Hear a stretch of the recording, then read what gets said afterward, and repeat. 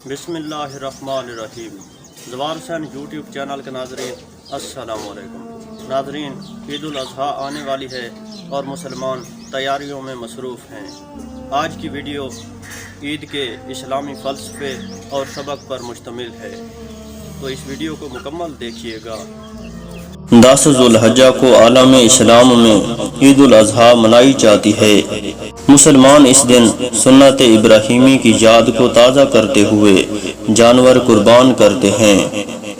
اس دن کا مقصد انسان میں قربانی کا جذبہ پیدا کرنا ہے۔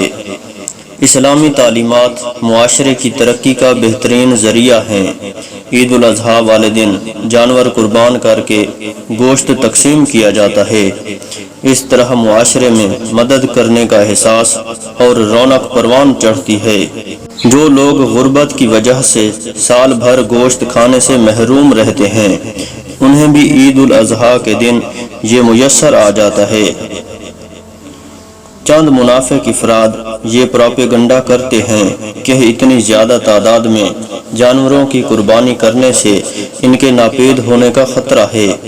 تو ایسے لوگوں کی خدمت میں عرض ہے کہ عید الاضحیٰ کا تہوار ویسے بھی سال میں ایک مرتبہ آتا ہے، اور دوسری بات یہ کہ اس قربانی سے جانوروں کے ختم ہونے کا کوئی بھی اندیشہ نہیں ہے۔